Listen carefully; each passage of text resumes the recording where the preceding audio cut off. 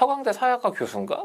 아무튼 연구가 된 결과가 있는 거예요. 그래서 세대별로 어투 차이가 있게 내주게 되는 건데 예전 세대에 비해서 어쨌든 젊은 세대들이 자신감이 없더라 이거지. 자신감이 없다 보니까 상대적으로 뭔가 전화보다는 어쨌든 문자를 선호하고, 전화에 대한 그 공포감이 좀 크다 보니까. 왜냐면 전화를 했을 때는 통화를 통해서 그 자리에서 바로 확답을 내려줘야 되잖아요. 그러면은 확답을 내리는 거에 대한 어떤 정신적인 부담이 좀 크다라는 거예요. 내가 어쨌든 내린 답에 대해서 책임을 져야 되다 보니까. 그래서 어르신들께서 보통 젊은 사람들과 통화하는 것 자체를 좀 되게 힘들어하는 거죠. 그러니까 어르신들 입장에서는 전화를 했을 때 당연히 전화를 받아줘야 되는 건데 젊은이들이 전화를 잘 안 받더라.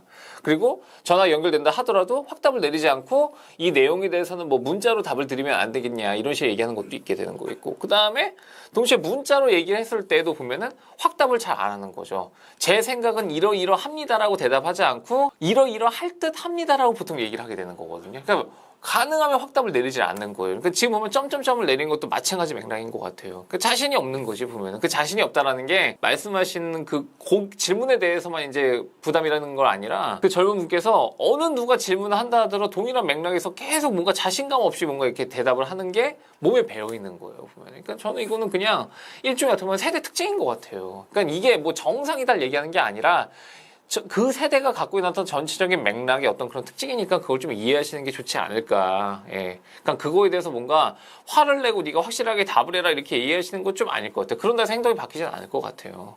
그래서 만약에 그 밑에 있는 그 부하 직원 혹은 어쨌든 젊으신 분께서 대답을 하시는데 점점점을 대답하는 게 문제가 아니라 그 답변한 어떤 태도에 있어가지고 뭐 예를 들어서 뭐 책임을 아예 회피하려고 한다든지 아니면 책임을 아예 외면하려고 한다든지 아니면 자기한테 주어진 일을 안 하려고 한다든지 이건 진짜 문제가 되는 거잖아. 그거에 대해서 뭐라고 확실하게 말씀하셔야 되는 거겠지만 점점점 얘기한다든지 아니면 뭔가 대답을 조금 약간 두리뭉실하는 거에 대해서는 이거 그냥 젊은 사람들 좀 전반적인 특징인 것 같습니다.